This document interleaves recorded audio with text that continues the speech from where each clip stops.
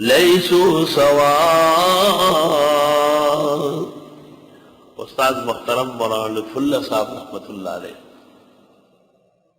ان کے بڑے بہنوئی تھے مولانا مفتی عبد القادر صاحب، برسا برسوں لاہور میں مفتی تھے اور بہت بڑے عالم تھے۔ طالب علمی کے زمانے میں احمد رضا خان سے کتابیں پڑھی تھی، کانپور، رامپور اور پھر بریلوی میں خان صاحب بریلوی سے کوئی ابتدائی اسباق پڑھے ہوں گے۔ اور اس وقت دارالعلوم دیوبند کے علماء کے خلاف ایک رسالہ بھی لکھا تھا عبد البطن کے نام سے۔ یہ بڑے بہنوئی تھے استاد گرامی قدر مولانا لطف اللہ علیہ، لیکن استاد مولانا لطف اللہ ان کا بڑا احترام کرتا تھا۔ میں نے ایک دن پوچھا، حضرت یہ احمد رضا خان کا شاگرد ہے؟ حضرت صاحب نے فرمایا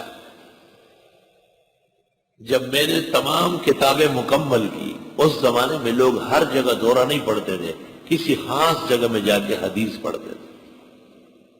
تو میرے والد نے مفتی عبد القادر سے پوچھا، داماد تھا بڑا وہ عالم اور مفتی تھا، کہ لطف اللہ نے کتابیں مکمل کی، دور حدیث کہاں کرا؟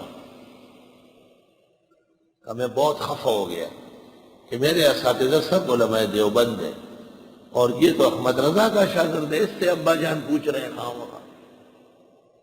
تو انہوں نے کہا کسی دن بتاؤں گا۔ کہا ایک دن ہمارے گھر میں بیٹھے تھے، کھانا کھائے جا رہا تھا، خوب مجلس لگی تھی، اچانک مفتی صاحب نے فرمایا کہ حضرت آپ نے اس دن لطف اللہ کے لیے پوچھا ہے کہ یہ دورہ کہاں کرے۔ اس وقت دنیا اسلام میں واحد مسند حدیث ہے جس پر وارث الانبیاء جلوگر ہے، اس دارالحدیث کا نام دارالحدیث دارالعلوم دیوبند ہے اور اس شیخ الحدیث کا نام مولانا انور شاہ ہے۔ آپ آئندہ کسی سے مشورہ نہ کریں اور بغیر تاخیر کے ان کو مولانا انور شاہ کے درس میں پہنچائیں۔ استاد مولانا لطف اللہ فرماتے تھے کہ مفتی صاحب مجھے بعد میں کہتے تھے کہ میرا شکر مان لو، میں نے آپ کو انور شاہ صاحب کے پاس بھیجا۔ میں جتنا بھی بڑا بریلوی ہوں لیکن انور شاہ کے مقام تحدیث پر ایمان رکھتا ہوں کہ ایسا محدث ائمہ حدیث کے بعد آسمان و زمین نے نہیں دیکھا ہو۔ اللہ۔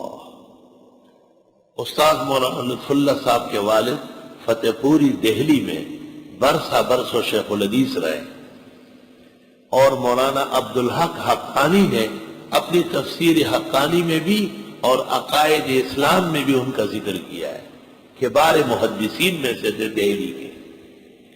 جب مولانا انور شاہ کو پتہ چلا کہ مولانا عبدالحق قادری دہلوی جہانگیروی تشریف لا ہے تو مولانا انور شاہ سے دارالعلوم دیوبند سے باہر نکل کر کافی دور تک ان کے استقبال کے لیے باہر تشریف